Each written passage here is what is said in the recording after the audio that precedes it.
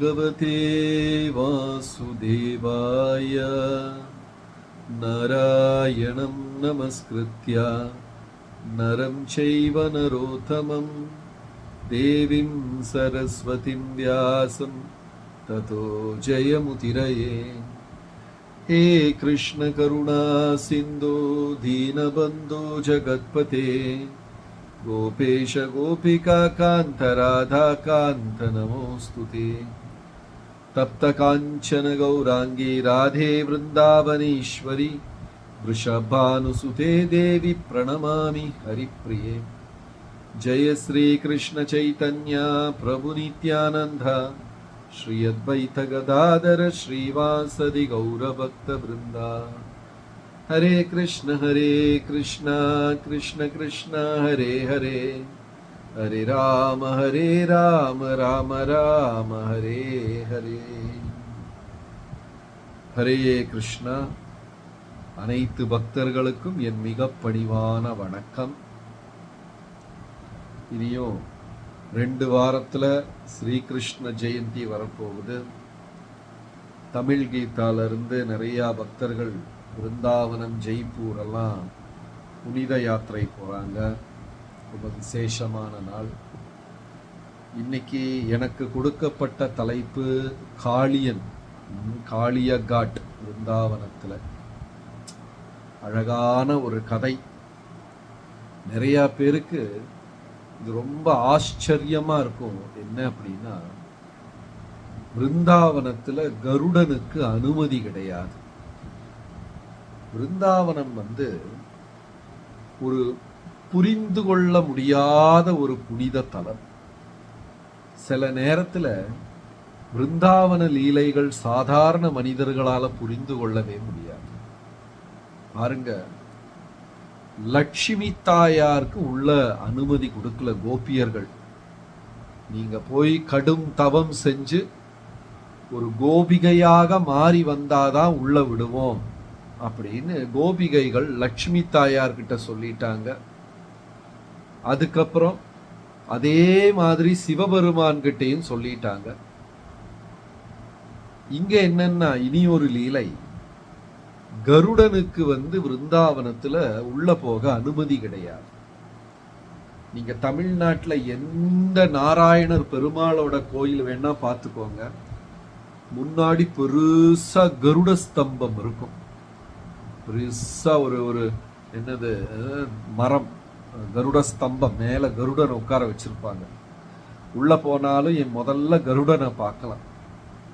ஆனா விருந்தாவனத்துல எந்த கோயில்லையுமே கருட ஸ்தம்பம் கிடையாது. கருடனுக்கு அங்க அனுமதி கிடையாது. அது ஏன்னா, ஒரு முறை கருடன், நான் பகவானுக்கு ரொம்ப நெருக்கமான பக்தர், எங்க பயணம் செய்தாலும் பகவான் என் தோள்ல தான் உட்கார்ந்துகிட்டு இருக்கிறார், நான் தான் பகவானை பல இடத்துக்கு கொண்டு போறேன் அப்படின்னு சின்னதா ஒரு இருமாப்பு விட்டது கருடனுக்கு. நான் பகவானுக்கு ரொம்ப நெருக்கமானவன், நான் பெரிய பக்தர் அப்படின்னு ஒரு சின்ன ஒரு இருமாப்பு. அப்படிப்பட்ட ஒரு சூழ்நிலையில ஒரு நாளைக்கு ஒரு பாம்பை கவ்விக்கொண்டு போயது கருடன். இந்த கழுகுக்கு உணவு அப்படின்னு சொன்னா இந்த மாதிரி கோழி, பாம்பு இதெல்லாம் தான் அதன் உணவு. கருடன் ஒரு நாளைக்கு ஒரு பாம்பை கவ்விக்கொண்டு போன பொழுது, விருந்தாவனத்துல ஒரு முனிவர், ஒரு பக்தர் கடும் தவம் புரிந்து கொண்டிருக்கிறார். அவர் பகவான மனசுல நினைச்சு அவ்வளவு ஆழத்துல தியானத்தை செஞ்சு கடுமையான தவம் புரிந்து கொண்டிருக்கிறார். தவறுதலாக கருடனுடைய பிடியிலிருந்து அந்த பாம்பு நழுவி அந்த துறவியின் தோளில் விழுந்து விட்டது. துறவிக்கு கோபம் என்னுடைய தவத்தை கெடுத்து விட்டாய், இனி நீ விருந்தாவனத்துக்குள்ளேயே வரக்கூடாது, விருந்தாவனத்துக்குள்ள உள்ள நுழைய உனக்கு அனுமதி கிடையாது அப்படின்னு சாபம் கொடுத்து விட்டார். அதுக்கப்புறம் எவ்வளவு முயற்சி செய்தும் கருடனுக்கு விருந்தாவனத்துக்குள்ள வர முடியல. நம்ம எவ்வளவு பெரிய பக்தர்களாக இருந்தாலும் மற்ற பக்தர்களையும் மரியாதை செலுத்த வேண்டும். சில நேரத்துல பக்தர்கள் நம்ம தினமும் காலையில கரெக்டா எந்திரிச்சிடறோம், 16 மாலை ஜபம் செய்யறோம், பகவானுக்கு முடிந்த சேவைகள்லாம் செய்யறோம், பகவத்கீதையெல்லாம் படிக்கிறோம், நிறைய ஸ்லோகங்கள் பாட்டுகள்லாம் படிச்சிட்டோம். அப்ப மற்ற மனிதர்களை ஏளனமாக பார்க்கும், தரக்குறைவாக பார்க்கும் ஒரு ஒரு ஒரு மனப்பான்மை உருவாயிடும் சில நேரத்துல பக்தர்களுக்கு. என்ன மாதிரி அவங்க உயர்ந்தவர்கள் கிடையாது, அப்படி ஒரு மனப்பான்மை சில நேரத்துல பக்தர்களுக்கு உருவாகிவிடும். அது பக்திக்கு ரொம்ப ரொம்ப கெடுதல். கருடன் சந்தேகமே கிடையாது, அவர் பகவானுக்கு நெருக்கமானவர் அப்படிங்கிறதுல எந்த விதமான எள்ளளவு கூட சந்தேகம் கிடையாது. ஆனா அதே நேரத்துல மற்றவர்களை தரக்குறைவாக பார்த்தார். அது ஒரு தவறுதலாகத்தான் நடந்திருக்கு. இருந்தாலுமே ஒரு துறவியின் கழுத்துல பாம்பை போட்டு விட்டார். அது நழுவி விழுந்து விட்டது, சாபம் கிடைத்து விட்டது. மற்ற பக்தர்கள் மனசுல அறிந்தோ அறியாமலோ ஒரு சிறு கவலைக்கிடமாக ஒரு விஷயத்தை செஞ்சுக்கிட்டாலும் போதும், நம்ம இதயத்திலிருந்து பகவான் தொலைவில் போய்விடுவார். ராமாயணத்துல சீதாதேவியிடம் ராமர் சொல்லுகிறார், உன்னை இலங்கையில ராவணன் கொண்டு போய் சிறை வைச்சானே, அதுக்கு என்ன காரணம் என்று தெரியுமா? சீதா சொல்றாங்க, தெரியாது. கடுமையான வார்த்தையை பேசி லக்ஷ்மணன் இதயத்தில் வலியை உருவாக்குனா இல்லையா, அதனால்தான் என்னை விட்டு பிரிய வேண்டி வந்தது. பக்தர்களை பத்தி தவறாக பேசுவது, அவர்கள் மனதை புண்படுத்துவது, ஏதாவது செஞ்சிட்டோம், நம்ம இதயத்திலிருந்து பகவான் கொஞ்சம் இறங்கி தொலைவில் போய்விடுவார். அன்னையிலிருந்து கருடனுக்கு விருந்தாவனத்துல நுழைய அனுமதி கிடையாது. எப்படியாவது அந்த சாபத்திலிருந்து மோசனம் கிடைத்து விட வேண்டும் என்று சொல்லி கருடன் கடும் தவம் செய்தார். ஆனா உள்ள வர முடியல. அது ஒரு விஷயம். இதுல அழகு இரண்டாவது விஷயம் என்னன்னா, காளியனுக்கு அது ரொம்ப தக்கமாக போய்விட்டது. எங்க போனாலும் கருடன் என்னை இது பண்ணிடுவார். நான் பாம்பு, காளியன் பாம்பு.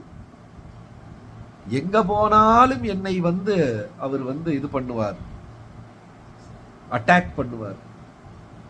ஆனா விருந்தாவனத்துல கருடனுக்கு நுழைய முடியாததுனால யமுனை ஆற்றை தன் வீடாக மாற்றிக்கொண்டான் காளியன். அப்போ காளியனுக்கு எதிரியே இல்லாத ஒரு சூழ்நிலை வந்தவுடன் தலைக்கணம் அதிகமாகிவிட்ட. சில நேரத்துல சோதனைகள் கூட நல்லதுதான். இந்த சோதனைகள் எப்படின்னா, நம்ம முகம் பார்க்கும் கண்ணாடியை போல என் தவறுகளை எனக்கு சுட்டிக்காட்டு. எந்த ஒரு மனிதன் தன் தவறுகளை ஒப்புக்கொள்ள மறுக்கிறானோ அகந்தை பிடித்தவன் அவன். தன் தவறுகளை ஒப்புக்கொள்ள வேண்டும். சில நேரத்தில் நம்மளை உயர்ந்தவர்கள் திட்டுவார்கள், சரிப்படுத்துவார்கள், சரியான வழியில் கொண்டு வருவார்கள், அதை ஒப்புக்கொள்ள வேண்டும். ஆனா இங்க காளியனுக்கு யாருமே கிடையாது. ஏன்னா கருடனும் விருந்தாவனத்துக்குள்ள நுழைய முடியாது. காளியனை அதட்டவோ திட்டவோ சரி வழிப்படுத்தவோ யாரும் கிடையாது. அதனால தன்னுடைய மனைவிகளை எல்லாம் அழைத்து கொண்டு விருந்தாவனத்துல யமுனையில் தஞ்சம் புகுந்து விட்டான் காளியன். நமக்கு மேல யாருமே இல்லை அப்படின்னா தலைக்கணம் தாண்டவமாடும். நான் தான் பெருசு. சில நேரத்துல வயிற்று வலி, வயிற்றால போறதெல்லாம் நல்லதுதான். அட இப்படி கேவலமான ஒரு உடம்ப வச்சுக்கிட்டு இருக்கிறமேன்னு நமக்கே புரியவர். இல்ல நம்ம பெரிய ஆளு, எனக்கு மேல யாருமே கிடையாது அப்படின்னு ஒரு இது இருமாப்பு வந்துவிடும். அதனால காளியன் என்ன செய்வது? மெதுவா அந்த விருந்தாவனத்தை தன் கட்டுப்பாட்டுக்குள்ள கொண்டு வந்து யமுனையின் நீரை பூரா விஷமாக்கி விட்டான் காளி. இந்த நான் நான் நான் என்ற அகந்தை பிடித்தவர்கள் இருக்கிறாங்களே, அவங்க கூட இருக்கிறவங்களையும் கெடுத்துருவாங்க. அப்படிப்பட்ட சில மனிதர்கள் உண்டு. அவங்க வாழ்க்கையில் அவர்கள் மட்டும்தான், வேற யாருக்குமே இடம் கிடையாது. என்ன நடந்தாலும் அவர்களை பற்றியே சிந்தித்துக் கொண்டிருப்பார்கள், அவர்களையே மத்தியில வைத்துக் கொண்டிருப்பார்கள். ஆங்கிலத்தில் செல்ஃப் சென்டர்டு லைஃப் அப்படின்னு சொல்லுவாங்க. ஒரு மாதிரியான சுயநலம். எதை செஞ்சாலும் எனக்கு என்ன கிடைக்கும், தன்னுடைய நலனை பற்றியே நினைப்பது, மற்றுள்ள அனைவரையும் தன் நலனுக்காக உபயோகப்படுத்துவது. இப்படிப்பட்ட மனிதர்களும் உண்டு. காளியனை போல காளியன் யமுனையை முழுவதுமாக களங்கப்படுத்தி விட்டான். இன்னைக்கும் நிறைய காளியர்கள் இருக்கிறாங்க.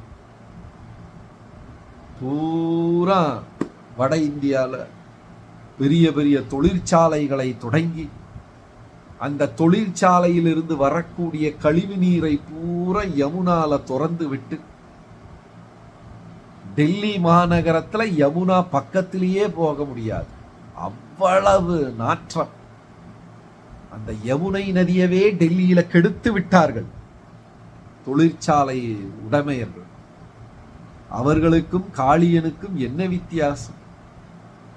எந்த வித்தியாசமும் கிடையாது. பிருந்தாவன மக்களின் என்ன சொல்றது, ஆதாரமே யமுனை தான். இந்த லட்சக்கணக்கான பசுமாடுகள் நீரை குடிப்பது, விவசாயத்திற்கு நீர் தேவைப்படும், இதெல்லாமே அவங்க யமுனையை தான் சரணடைந்திருக்கிறார்கள். அந்த யமுனையை பூரா தன்னுடைய நச்சுத்தன்மையினால களங்கப்படுத்தினதுனால பிருந்தாவன மக்களுக்கு வேற வழி இல்லாமல் போய்விட்டது. அவர்களும் காளியனை பயந்தார்கள். காளியனை எதிர்க்கக்கூடிய ஒரு சக்தி யாருக்குமே கிடையாது. எல்லாரும் காளியனை பயந்திருந்தாங்க. பசுமாடு கூட தண்ணி குடிக்க போகாது. ஆனா பகவான் தோன்றின உடனே எல்லாரும் காளியனை மறந்துட்டாங்க. இந்த தமிழ்நாட்டில எல்லாம் முருகர் கோயில் எழுதி வச்சிருப்பாங்க, யாமிருக்க பயமேன் அப்படின்னு எழுதி வச்சிருப்பாங்க. நல்ல ஒரு வார்த்தை. அதே மாதிரி ஒரு ஸ்லோகம் பாகவதத்திலையும் இருக்கு. பகவான் அவதாரம் செய்ததற்கு அப்புறம் பிருந்தாவனவாசிகள் பயம் என்ன என்பதை மறந்து போய்விட்டார்கள். 3 வயசுல பூத்தனாவை கொன்னாரு, 1 வயசுல சகடாசுரனை கொன்னாரு, 2 வயசுல அகாசுரனை கொன்னாரு. எல்லா அரக்கர்களையும் எந்திரிச்சு நடந்து கூட படிக்கல, நடக்க கூட தெரியாது குழந்தைக்கு. நடக்கவே தெரியாத பருவத்தில் 3 அரக்கர்களை கொன்று விட்டார். அப்படி கிருஷ்ணர் இருக்கிறனால பிரஜவாசிகள் எல்லாருமே பயம் என்னவென்று மறந்து போய் விட்டதவர்கள். பகவானை நினைக்கும் போது என்ன கவலை, எல்லாம் அவர் பார்த்துக்குவார். காளியனை பற்றி மறந்தே போய் விட்டார்கள் மக்கள். அது காளியனுக்கு பிடிக்குமா? இவங்க எப்படின்னா, அவங்கள பத்தின பயம் எப்பவுமே அடுத்தவங்களுக்கு இருந்துகிட்டே இருக்கும். பயத்தையே வியாபாரமாக செய்பவர்கள் நிறைய பேர் இருக்காங்க. அவர்களை சிலர்களை ஜோதிடர்கள் என்று சொல்வார்கள், சிலவர்களை மருத்துவர்கள் என்று சொல்வார்கள்,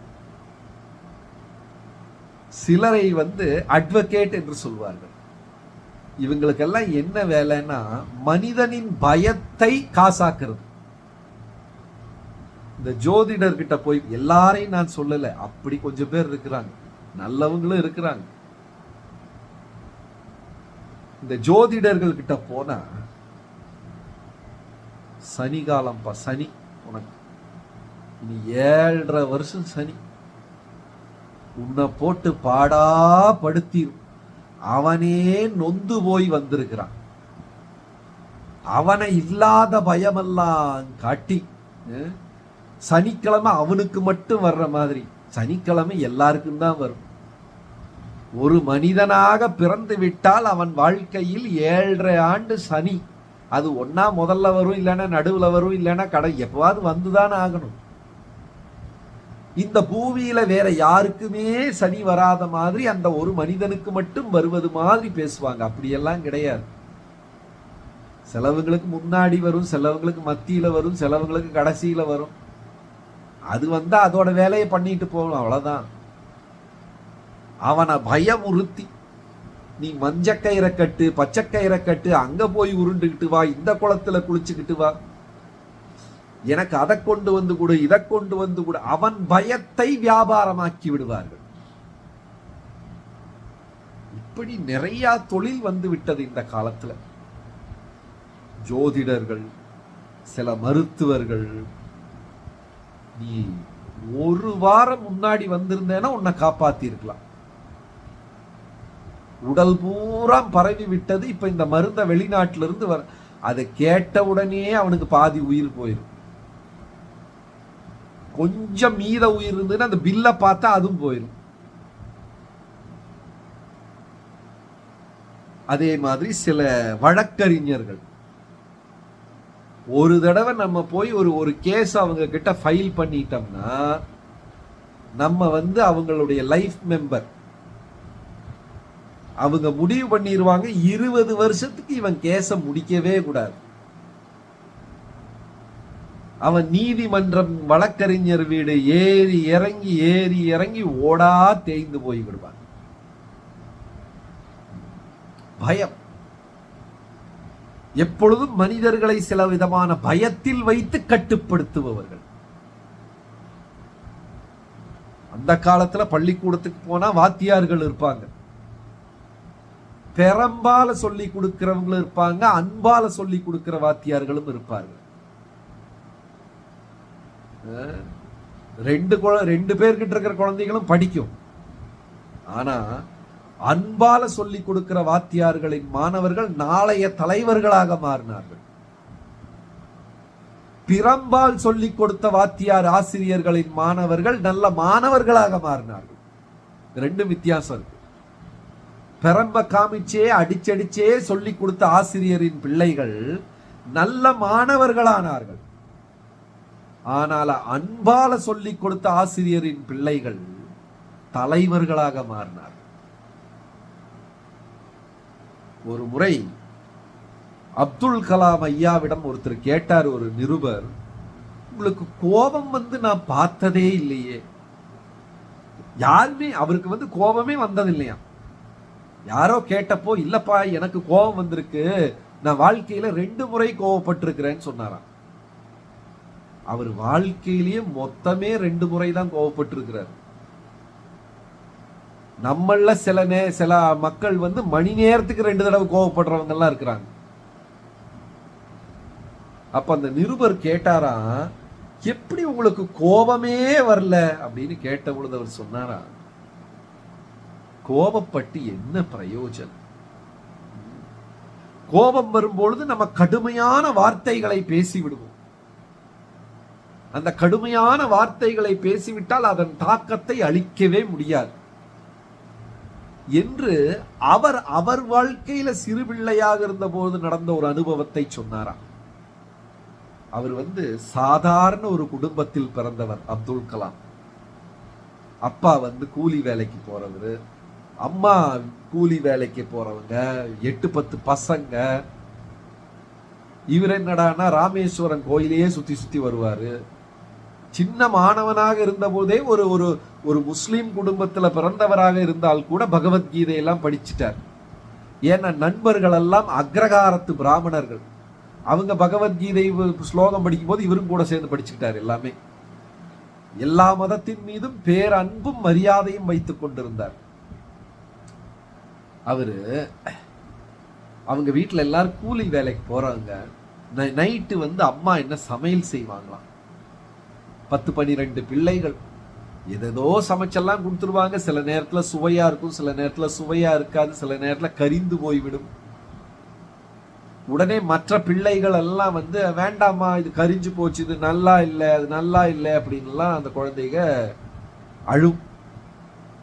உடனே அப்துல் கலாமின் தந்தை கணவர் என்ன செய்வாராம், கரிஞ்ச தோசையெல்லாம் எனக்கு பிடிக்குமா, கரிஞ்ச சப்பாத்தி எனக்கு பிடிக்கும் என்று சொல்லி எல்லா பிள்ளைகளும் வேண்டாம் என்று சொன்னதை, அந்த கரிந்து போனதை எடுத்து சாப்பிடுவாங்க.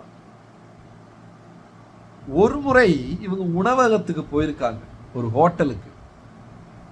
அப்ப அங்க வந்து அந்த கொண்டு வந்து கொடுத்த அந்த உதவியாளன் கொஞ்சம் கரிஞ்சு போச்சு. உடனே அப்துல் கலாமின் தந்தையார் சொன்னாராம், நான் காசு கொடுத்து தானே வாங்குறேன், எனக்கு இந்த கரிஞ்சதெல்லாம் வேண்டாம், நல்லது கொண்டு வா என்றாராம். உடனே இந்த சின்ன 11 வயசு அப்துல் கலாம் தந்தையிடம் கேட்டாராம், வீட்டில் அம்மா கரிஞ்சு கொண்டு வந்து தந்தா நல்லா இருக்குன்னு சாப்பிடுவீங்களே, இந்த ஹோட்டல்ல கொடுத்தப்ப ஏன் வேண்டான்னு சொன்னீங்க? அப்போ அந்த தந்தை சொன்னாராம், நான் காலையிலிருந்து நைட்டு வரைக்கும் கூலி வேலைக்கு போயிட்டு வீட்டுக்கு வர்றேன். உங்க அம்மா என் மனைவி, அவளும் கூலி வேலைக்கு போயிட்டு சாயங்காலம் என்ன மாதிரி தான் திரும்பி வர்ற. எனக்கு எவ்வளவு சோர்வு இருக்குமோ அவ்வளவு சோர்வு உங்க அம்மாவுக்கும் இருக்கு. அதுக்கும் அப்புறம் வந்து சமைத்து கொடுக்கும் பொழுது அது கரிஞ்சா இருந்தா என்ன, நல்லதா இருந்தா என்ன, நம்ம சாப்பிடுவோம். ஆனால் அந்த நேரத்தில் ஒரு கரிந்த வாக்கை சொல்லிவிட்டால், கடுமையான வார்த்தையை பேசிவிட்டால், அதை வந்து நம்மனால ஒண்ணுமே செய்ய முடியாது. ஆனா 2 கரிஞ்ச தோசை சாப்பிட்டேன்னு வச்சு என் உடம்புக்கு ஒண்ணுமே ஆகாது என்று சொன்னார். அதிலிருந்து அந்த சின்ன பிள்ளை அப்துல் கலாம் முடிவு செய்தது, வாழ்க்கையில எது வந்தாலும் பொறுத்து கொள்ள வேண்டும், கோபப்படக்கூடாது. நல்ல ஒரு பாடமாக இருந்தது. அப்ப பகவான் அவதாரம் செய்ததற்கு அப்புறம் காளியன் வந்து, விருந்தாவன மக்கள் காளியனின் பயத்தை மறந்து விட்டார்கள். அதனால காளியனுக்கு பிடிக்காமல் ஒரு நாளைக்கு யமுனையில் அந்த நீர்ல வந்து நச்சுத்தன்மையை அதிகமாக கலந்து அந்த நீரை குடிக்க வந்த இளம் கன்றுகள், இளம் குழந்தைகள் எல்லாம் மயக்கம் போட்டு விழுந்து, உடனே நண்பர்கள் எல்லாம் ஓடி சென்று கிருஷ்ணரிடம் சொல்லுகிறார்கள், கிருஷ்ணா இப்படி நடந்து விட்டது, அப்படி நடந்து விட்டது. அந்த நேரத்துல பக்கத்துல பலராமர் மட்டும் இருக்கிறார். உடனே பலராமர் சொல்றார், இப்ப நான் போய் அந்த காளியனை என்ன பண்றேன்னு பாரு. உடனே கிருஷ்ணர் சொல்றார், வேண்டாம் அண்ணா, நான் பார்த்துக்கிறேன் என்று சொல்லி பகவான் ஓடுகிறார். ஓடி அந்த காளிய இந்த யமுனை ஆற்றின் கரையில ஒரு அழகான கதம்ப மரம் வளர்ந்திருக்கு. அந்த மரம் எப்படி வளர்ந்திருக்குதுன்னா, அதன் ஒரு கிளை வந்து ஆத்துக்கு மேல் அப்படி போயிருக்கு. பகவான் அந்த கிளையின் மீது ஓடி அந்த கிளையின் நுனியில் சென்று நின்று தன் தலையில் கட்டி இருந்த தலைப்பாகை துணியை எடுத்து இடுப்பில் கட்டி, தன்னுடைய புல்லாங்குழலை எடுத்து இடுப்பில் சொருகி, தன்னுடைய ஆடையெல்லாம் கொஞ்சம் கூட டைட்டா கட்டிட்டு ஒரு சர்க்கஸ்காரனை போல யமுனையில் குதித்தார் பகவான். பார்க்கிறதுக்கே நடனம் போல இருந்தார். இதற்குள்ள பலராமர் சென்று வீட்டில் சொல்ல செய்திகள் பரவி விருந்தாவனவாசிகள், தாய் தந்தை யசோதை நந்த மகாராஜா எல்லாம் ஓடி வந்துட்டாங்க. ஐயோ, இந்த காளியன் கிட்டையா கிருஷ்ணர் என் பிள்ளை சண்டைக்கு போயிருக்கிறது, பயந்து போய்விட்டார்கள். கடுமையான அரக்கனவன்.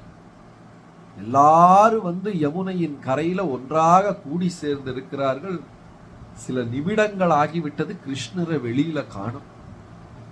பயந்து போன விரஜவாசிகள் எல்லாம் அழுக ஆரம்பித்து விட்டார்கள். தாய்மார்கள் எல்லாம் யசோதை நாராயணா என்று கதறி அழுகிறாங்க. என் பிள்ளைக்கு ஏதோ ஆகிவிட்டது, அந்த காளியன் ஈவு இரக்கம் இல்லாமல் ஏதோ செய்து விட்டான், என் மகனை காப்பாற்று, மகனை காப்பாற்று. 7-14 உலகம், அண்ட சராசரங்கள், அசைவது அசையாதது, 33 கோடி தேவி தேவர்கள் அனைவரையும் கட்டுப்படுத்தக்கூடிய பகவானை நினைத்து பயந்து பக்தர்கள் பாடுறாங்க. இதுதான் பக்தி. கிருஷ்ணருக்கு ஏதாவது ஆகுமா? ஒண்ணுமே ஆகாது. இருந்தாலும் பக்தர்கள் என்ன நினைக்கிறாங்க, ஐயோ என் கண்ணனுக்கு என் பகவானுக்கு ஒன்னும் ஆயிடக்கூடாது, பகவானுக்கு இது கொடுக்கணும், நேரத்துக்கு அது கொடுக்கணும், அந்த பூஜையை செய்ய வேண்டும், இந்த நைவேத்தியம் செய்ய வேண்டும், பகவான் என் கட்டுப்பாடில் இருக்கிறார் என்று நினைத்துக் கொள்கிறார்கள். அதுவும் பக்தி தான். ரொம்ப நேரம் இந்த யசோதா தாய் தன் பிள்ளையை காணாமல் மயக்கம் போட்டு விழுந்த உடனே இனியும் தாமதித்து போனால் விரஜவாசிகளுக்கு ரொம்ப கவலையான நிலை ஆகிவிடும் என்று சொல்லி கிருஷ்ணர் தண்ணியிலிருந்து தோன்றுகிறார். எப்படி தோன்றுகிறார்னா, காளியன் கிருஷ்ணரின் உடம்பை தன்னை இதால கட்டி தலை மட்டும்தான் வெளியே இருக்கு. இந்த பாம்பு சரியான சதி செய்து விடும். ஏதாவது சின்ன சின்ன உயிரினங்கள் கிடைச்சிருச்சுன்னா அது என்ன பண்ணும், ஒன்னா முழுசா முழுங்கிடும். இந்த மலைப்பாம்பெல்லாம் அப்படியே முழுங்கிடும். முழுங்கிட்டு என்ன செய்யுமா, ஒரு மரத்தை போய் சுத்தி இருந்துகிட்டு அப்படியே டைட் பண்ணும். என்ன ஆகும், உள்ள இருக்கிறதெல்லாம் உடஞ்சு இதாயிடும். இல்லைன்னா என்ன பண்ணும், அந்த ஆடையோ மாடையோ மெதுவா இது ஏறி சுத்தி காயில் மாதிரி சுத்தி டைட் பண்ணும். அதாவது ஒருத்தனை கொல்றதுன்னா உடனே கொன்னா பரவாயில்ல, இருந்து இருந்து இருந்து மணி நேரம் எடுத்து மெதுவா கொல்ல, அவ்வளவுக்கு ஒரு கொடுமையான விஷயம் பாம்பு. கிருஷ்ண பகவானின் உடலை அப்படியே சுத்தி கொண்டது. அதை பார்த்த உடனே விருந்தாவனவாசிகள் எல்லாம் ஓ என்று அலறிக்கொண்டு மயக்கம் போட்டு விட்டார். பலராமர் கூட நினைச்சாரு நானும் குதிச்சிரவான். அந்த நேரத்தில் ஒரு நாடகம் அரங்கேறியது மாதிரி, நாடக மேடை போல அந்த பாம்பின் பிடியிலிருந்து கிருஷ்ணர் அப்படியே தாவி நழுவி காளியனின் தலையில் நடனமாட ஆரம்பிச்சார். காளியனுக்கு 1000 தலைகள், ஒரு தலையும் வருது கட்டிக்கிறக்கு. எந்த தலை வருதோ அந்த தலைக்கு மேல குதிக்க ஆரம்பிச்சார். காளியனின் 1000 தலை மீது நடனம், குதித்து குதித்து நடனம் ஆடுகிறார். புராணங்கள் சொல்லுகிறது நடராஜராஜ நர்த்தனம். சிவபெருமானுக்கு நடராஜர் என்ற பெயர். அந்த நடராஜருக்கும் ராஜனாக நடனம் செய்தாராம் பகவான். நடனமாடி நடனமாடி நடனமாடி அவன் காளியனின் தலையில் மிதிச்சு மிதிச்சு மிதிச்சு கடைசியில ஒரு தலையிலிருந்தும் ரத்தம் வர ஆரம்பித்து விட்டது. உடனே நாகபத்னிகள், நாகத்தின் இந்த காளியனின் மனைவிகள் வந்து சொல்லுகிறார்கள், கிருஷ்ணா, எங்கள் கணவன் மகா அரக்கன், அநேகம் தவறுகளை செய்து விட்டான். ஆனால் நீங்கள் தான் தயவு கூர்ந்து மன்னிக்க வேண்டும். எல்லா பாவத்தையும் இல்லாமல் ஆக்கும் இது உங்களுக்கு திறமை, உங்களுக்கு சக்தி உங்களுக்கு மட்டும்தான் இருக்கிறது. எங்கள் கணவனை மன்னிக்க வேண்டும் என்று அவர்கள் பிரார்த்தனை செய்ய பகவான் சரி என்று சொல்லி காளியனை விடுகிறார். சொல்றார் காளியன் கிட்ட, இனி நீ என்னதான் இருந்தாலும் சரி, இனி நீ விருந்தாவனத்தில் இருக்கக்கூடாது, போயிருங்க விட்டு. நான் உன்னை கொல்லாம விடுறேன், ஆனா நீ இனி விருந்தாவனத்தில் இருக்கக்கூடாது, போயிரு அப்படின்ட்டார். ஆனா காளியன் சொல்றான், எனக்கு போக முடியாது விருந்தாவனத்தை விட்டு. இந்த ஊரை விட்டு நான் வெளியே போய்விட்டால் கருடன் என்னை தாக்கி விடுவார். கருடனுக்கு இந்த ஊருக்குள்ள வர முடியாதனாலதான் நான் இருக்கிறேன். பகவான் சிரித்து கொண்டு சொல்லுகிறார், காளியா, நீ கவலைப்படாதே, உன்னுடைய 1000 தலையிலும் என் பாதத்தின் சின்னம் இருக்கிறது. என் பாதத்தின் சின்னம் இருக்கும் வரை உன்னை யாருமே எதிரிகள் தாக்க மாட்டார்கள். தைரியமாக உன் மனைவிகளை அழைத்து செல்லும் சொன்னார்.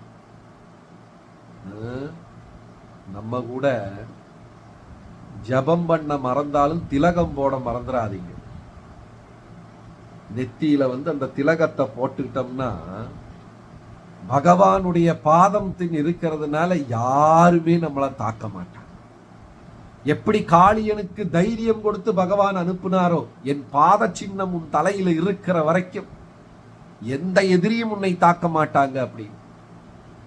அதே மாதிரி பக்தர்கள் காலையில் எந்திரிச்சு குளிச்ச உடனே பகவானின் பாதத்தை நெற்றியில் வரைந்து விட்டால் யாருமே தாக்க மாட்டாங்க. அப்ப இந்த காளியன் கதையில 2 விஷயம், ஒன்று கருடன் செய்த தவறு, இனி ஒன்று காளியன் செய்த தவறு. அழகான பாடம்.